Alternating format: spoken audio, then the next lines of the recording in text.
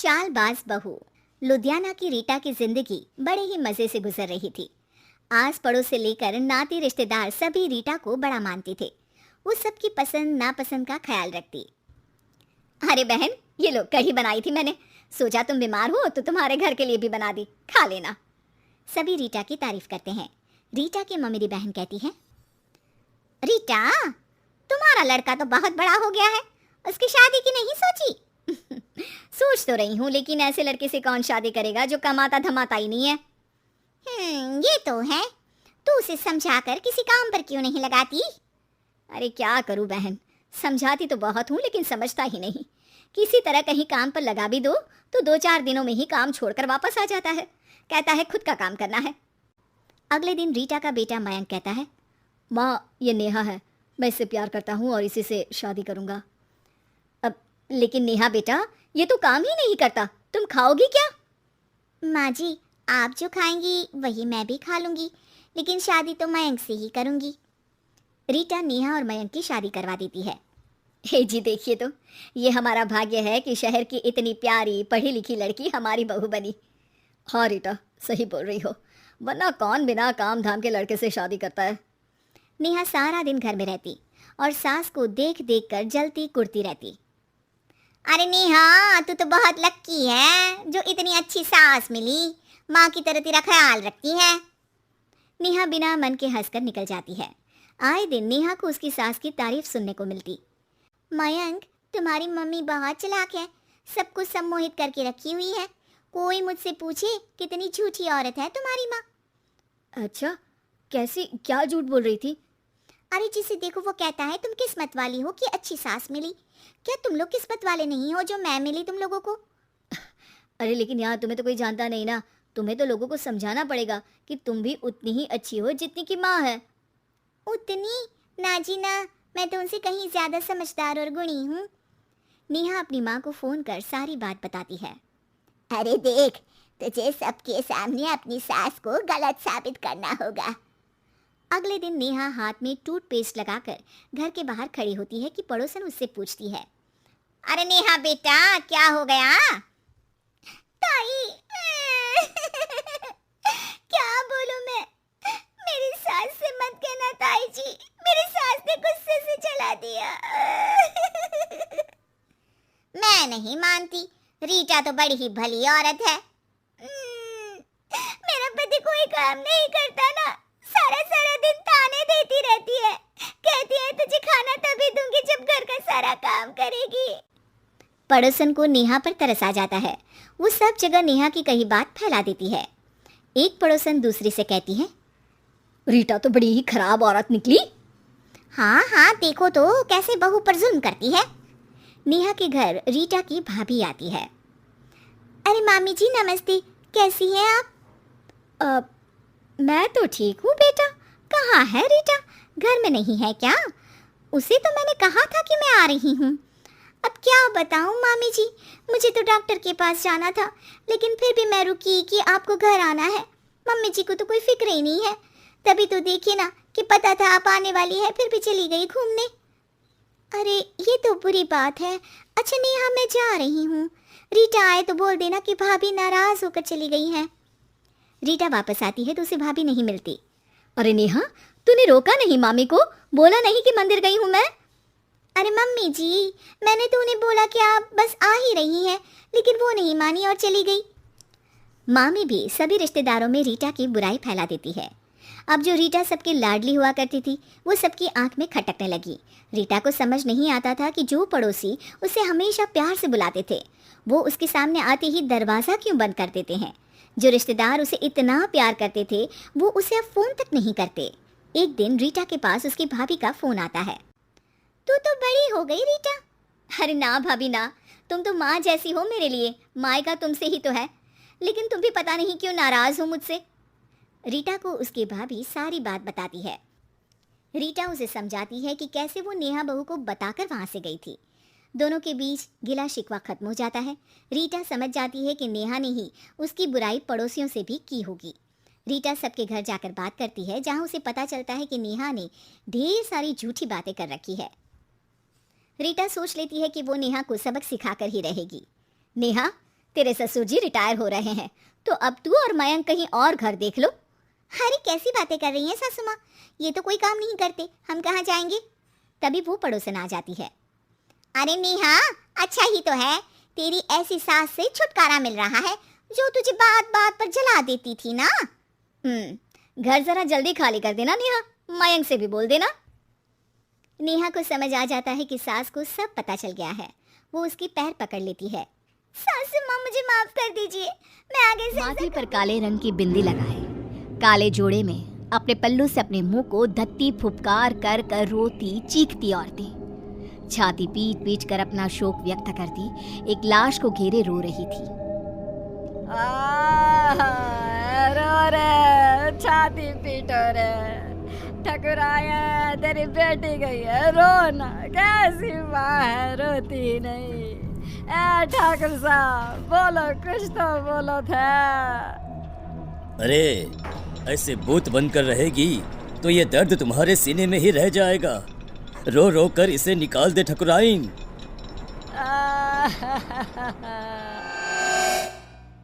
राजस्थान में ये प्रथा सदियों से चली आ रही है। किसी भी राजा या जमींदार के घर किसी की मौत पर रुदाली को शोक मनाने बुलाया जाता था, जो 12 दिनों तक चला करता था। ये किस्सा शुरू होता है राजस्थान के एक गांव बिलासपुर के जमींदार प्रेमनाथ के घर से। ठाकुर साहब के घर किसी चीज की कोई कमी नहीं थी, नौकर चाकर सारी खुशियां, बस था नहीं तो एक बच्चा जो उन्हें पिता कहे। प्रेमनाथ अपने बगीचे में बैठे उदास चेहरा लिए सोचते हैं, कब मेरे आंगन में नन्ही सी जान खेलेगी, कब? अरे इतनी संपत्ति किस काम की है? भगवान पर भरोसा रखिए साहब, वो सबका ख्याल रखता है। कल ही मेरी लुगाई को सपना आया था कि ठकुराइन एक बच्ची के साथ खेल रही हैं। क्या सच में? तो वो श्राप जो हमारे वंश को लगा था? अरे अरे अरे, कितने समय बीत गए ठाकुर साहब, अब काहे का श्राप? कितने दिन ही छिपा करता है, हैं? अब तो आप खुशियां मनाइए। माली की बात सच निकली और ठकुराइन गर्भ से रही और 1 साल में ही उन्होंने एक नन्ही सी जान को जन्म दिया जिसका नाम निशा रखा गया। निशा यानी अंधेरा, घोर अंधेरा। और निशा की पसंद भी कुछ ऐसी ही थी। बचपन से उसे काली चीजें संजोने का बड़ा शौक था। हे भगवान, ये काली गुड़िया कहाँ से ले आई? फेंक इसे निशा, डर नहीं लगता तुझे? गुड़िया पूरी तरह काले कपड़े में रुई डालकर बनाई गई थी। गले में लाल रंग के धागे में एक ताबीज, मानो किसी तंत्र मंत्र के लिए इस्तेमाल में लाया जाता हो। ठकुराइन घबरा जाती है और उस गुड़िया को निशा के हाथ से लेकर नीचे फेंक देती है। तुम्हें कुछ हो जाता तो बेटा? नहीं माँ, मुझे क्या होता, ये डॉल तो मेरी फेवरेट बनेगी। मुझे काला रंग कितना पसंद है, आप जानती हो ना माँ। ऐसी ही कुछ अजीब हरकतें करती निशा बड़ी हुई और आज 18 साल की होने वाली थी। एक दिन बाद ही उसका बर्थडे था। अपने जन्मदिन और मौत के एक दिन पहले वो रात को कहीं से बड़ी देर से लौटी और आते ही अपने कमरे में चली गई। और उस रात की सुबह फिर हुई ही नहीं। आज आसमान कितना अलग सा है ना, कितना घोर अंधेरा है। तुम्हें अंधेरे से कैसा प्यार है लाडो? अमावस की रात आते ही बाहर जाने के लिए बेचैन हो जाती हूँ, पर हर बार की तरह इस बार भी तुम्हें बाहर जाने नहीं मिलेगा। जाओ कमरे में आराम करो। कल जन्मदिन है ना तुम्हारा, बहुत बड़ी दावत रखी है गांव वालों के लिए। छिप कर ही सही, आज तो मैं बाहर जाकर रहूंगी। 18 साल की हो गई हूँ, बच्ची थोड़ी ना हूँ। मेरा बर्थडे तो बाहर ही सेलिब्रेट होगा। ठीक 12 बजे निशा छिपकर बाहर चली जाती है और सबके सोने के बाद वापस लौटकर सीधे अपने कमरे में जाकर लाश की तरह बिस्तर पर गिरती है और एक टक खिड़की के बाहर ही देखती रहती है, मानो कोई बाहर आसमान से उसे देख रहा हो। रात के 3 बजे। ओ अंकल, जल्दी चलो ना।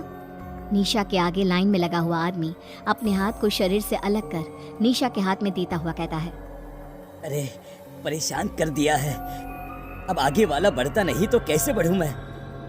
इस हाथ से उसे नीचे जलते आग में धक्का दे दो।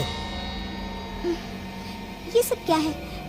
गुनु काका, आप तो पौधों को पानी देते हो ना, आप यहाँ और हम सब कहाँ जा रहे हैं? और आपके हाथ कैसे कटे? यहाँ कोई किसी का मालिक नहीं और कोई किसी का नौकर नहीं छोटी मालकिन। मौत के बाद तो सब बराबर है, सब। काश काश अपनी बेटी से जीते ही मिल पाते हम। कोई नहीं, तुम मेरे पास आ गई। खैर, देखो हम मर चुके हैं। कल रात ही तुमने भी दुनिया को अलविदा कह दिया। अब तक तो तुम्हारे शरीर को जलाने की तैयारी भी शुरू हो गई होगी। रात को तो मैं घर पर अपने बिस्तर पर लेटी हुई थी, फिर क्या हुआ? काका ये सब क्या है? मैं सपना देख रही हूँ ना, मुझे वापस जाना है। निशा चारों तरफ देखती है। चारों ओर भूत पिशाच तड़प रहे थे। हमें जाने दो। जल्दी हो गई।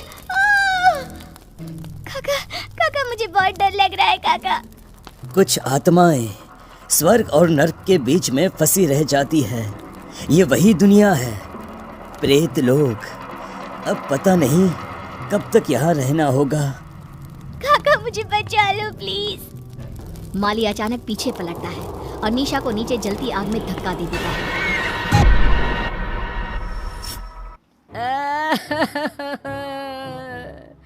अरे लाश के अंगूठे में धागा तो बांधो। सबके इंतजार में तुम लोगों ने शाम कर दी। अरे अब रात को लाश को जलाया भी नहीं जाता। पास बैठी एक औरत निशा की लाश के पास जाती है और अंगूठे में धागा बांधने के लिए एक रेशम का धागा तोड़ती ही है कि लाश हवा में उड़ जाती है। सभी लोग इधर उधर भागने लगते हैं। चारों तरफ अफरा तफरी मच जाती है। ऐसा तो तभी होता है जब लोग से कोई आत्मा वापस आ जाती है। छोटी मालकिन के साथ कोई साया था। इसका शरीर जला दो वरना यह सबको खा जाएगी। न जाने क्या लेकर लौटी है। कंचन रुदाली निशा की लाश को पकड़कर उसके सीने में एक पत्थर रखकर उसके कान में कुछ बोलती है। क्रिया कर्म की कोई रस्म किए बिना ही सभी निशा की लाश को जला देते हैं। चली गई मेरी बिटिया। अब तो मेरी गुड़िया मेरे पास ही रहे। शादी के 10 साल बाद उन्हें बेटी होती है। रीटा, तुमने मुझे जिंदगी की बहुत बड़ी खुशी दी है। तुम भी ना। ये सब भगवान की कृपा है। बस हमारी बेटी बड़ी होकर कुछ अच्छा करे। रीटा की सास बिंदिया ये खबर सुनकर गांव से चली आती है। हम अब से यहीं रहेंगे। दादी पोती साथ में खेलेंगे। अपनी पोती का नामकरण भी हम ही करेंगे। आज से हमारी गुड़िया का नाम होगा सना। आओ मेरी गुड़िया, दादी के साथ खेलोगी ना। वक्त गुजरने लगता है। सना बड़ी होने लगती है। अब सना 10 साल की हो गई है। दादी पोती एक साथ एक ही कमरे में सोते हैं। एक रोज सना आधी रात को घबराकर उठ जाती है। अरे क्या हुआ मेरी बच्ची, तू इतनी घबरा क्यों रही है? दादी, मैंने एक औरत को देखा जो मेरे बेड के नीचे से निकलकर मेरे ऊपर आकर बैठ गई और मुझसे कुछ कहना चाह रही है। अरे बिटिया, मैं हूं ना तेरे साथ। देख देख, तेरे बेड के नीचे कुछ भी नहीं है। मेरी बच्ची आराम से सो जा। अगले दिन फिर वही सब होता है। फिर सना सपना देखकर उठ जाती है। दादी, सपने में फिर मैंने उसी औरत को देखा। वो फिर उसी तरह मेरे बेड के नीचे से मेरे ऊपर आकर बैठ गई है और मुझसे यहाँ से जाने को कह रही है। कौन हो सकती है और कोई तेरे सपने में क्यों आएगा? अच्छा बेटी, वो दिखने में कैसी है, तू बता सकती है? हाँ दादी, बड़ी बड़ी आंखें, गोल चेहरा, लंबे बाल, मोटी मोटी गाल, पतली दुबली, मानो जैसी कोई मॉडल हो। क्या? ये तो नीता है, लेकिन उसका तेरे सपने में आने का क्या मतलब है? दादी, ये नीता कौन है? अब कुछ नहीं मेरी बच्ची, तू सो जा। हाँ, अब बिंदिया की डर के मारे हालत खराब हो जाती है। वो रात भर सो नहीं पाती। अगली सुबह बिंदिया सारी बातें उमेश से कहती है। उमेश, वो वापस आ गई है। इस बार उसने अपना शिकार हमारी सना को बनाया है। सना को कुछ हो गया तो हम तो मर जाएंगे। क्या माँ, आप भी कैसी बातें कर रही हो? सपने से भला क्या होता है? कौन सा वो सच में निकल कर बाहर आ जाएगी? माँ, आप है ना कुछ ज्यादा ही सोच रही हैं। इस बात को यहीं खत्म कर दीजिए। और देखिए, रीटा को इसके बारे में कुछ भी खबर नहीं होनी चाहिए। उमेश की बातें बिंदिया के दिमाग से आर पार हो जाती है और वो नीता के बारे में ही सोचती रहती है। पहले तो सना को सपने रात में आते थे, लेकिन अब तो उसे दिन में भी सपने आने लगते हैं। एक शाम जब सना सोकर उठती है और जोर जोर से रोने लगती है। नहीं, मेरी मम्मी को कुछ मत करना। मैं वो सब करूंगी जो तुम कहोगी। क्या हुआ मेरी बच्ची, तू रो क्यों रही है?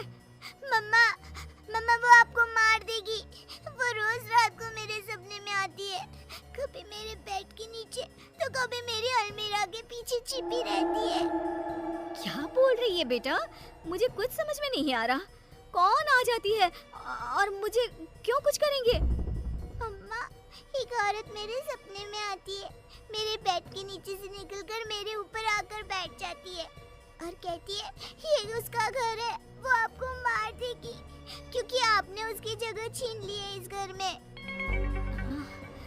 बेटा ऐसा कुछ नहीं है, और सपने ना सच नहीं होते। आपकी मम्मा को कोई नहीं मार सकता।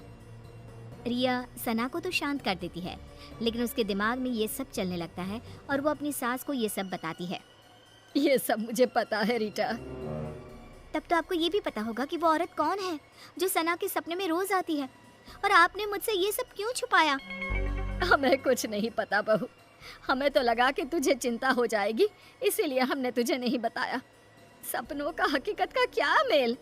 नहीं मम्मी जी, इस सपने का कोई ना कोई मतलब जरूर है। अगली सुबह रीटा और बिंदिया किसी पंडित को अपने घर बुलाते हैं और सना को झाड़ा दिलवाती हैं और उसे सारी बात बताती है।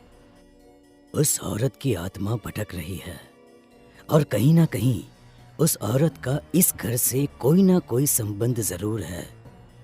सना बिटिया को ही इसका तोड़ निकालना होगा और उससे पूछना होगा वो क्यों आई है और वो क्या चाहती है।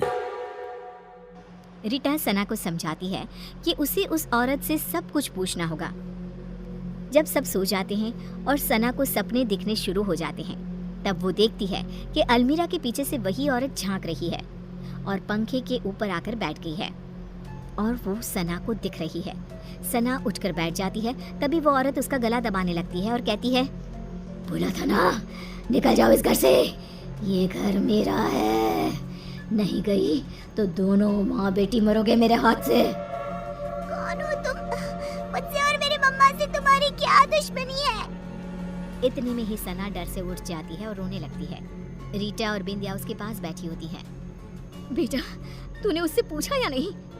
इतने में ही उन लोगों को एक आवाज आती है, पूछा लेकिन जवाब सुने बिना उठ गई, इसीलिए मुझे यहीं आना पड़ा।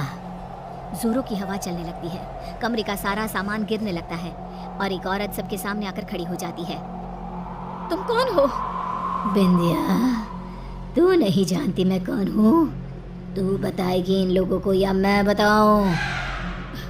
ये नीता है, एक मॉडल। उमेश और नीता एक दूसरे से प्यार करते थे और शादी करना चाहते थे, लेकिन हमने इन दोनों की शादी नहीं होने दी। हमें नाचने वाली बहू नहीं चाहिए थी, इसीलिए हमने उमेश से भी झूठ कह दिया कि नीता उसे धोखा देकर किसी और के साथ भाग गई है और उमेश की शादी तुमसे करवा दी। ये सब के पीछे तुम थी ना माँ? आपको पता था ना माँ कि मैं नीता के बिना नहीं रह सकता। ऐसा क्यों किया माँ तुमने, क्यों? मुझे लगा उमेश ने मुझे धोखा दिया है, इसलिए मैंने अपनी जान दे दी और अब उसकी बेटी के सपने में आकर रीटा और सना को इस घर से निकलवाना चाहती थी, ताकि उमेश को ये एहसास हो सके कि किसी अपने का दूर जाना कैसा होता है। तुम्हारी गुनहगार तो मैं हूँ नीता, तुम मुझे मार दो और अपना बदला पूरा कर लो। मुझे माफ कर दो नीता, मैंने माँ की बातों पर भरोसा कर लिया और एक बार भी तुम्हारा पता लगाना जरूरी नहीं समझा। मुझे माफ कर दो। नहीं, अब मुझे किसी से कोई शिकवा नहीं है। जिससे मैंने प्यार किया वो आज भी मेरा है। ये जानकर ही मुझे शांति मिल गई। बिंदिया का मन ग्लानि से भर जाता है और वो खुद की जान ले लेती है। ये क्या कर दिया माँ तुमने, क्या कर दिया? एक बेकसूर की जिंदगी खत्म कर दी मैंने। अब मुझे जीने का कोई हक नहीं बचा। हमें माफ कर देना नीता। बिंदिया की मौत हो जाती है और नीता की आत्मा को शांति मिल जाती है। उमेश नीता को अपनी पहली पत्नी का दर्जा देकर उसकी तस्वीर अपने घर में लगवा देता है और सना और रीटा के साथ हेलो दोस्तों, ऐसी अच्छी वीडियो देखने के लिए हमारे चैनल को लाइक और सब्सक्राइब करें।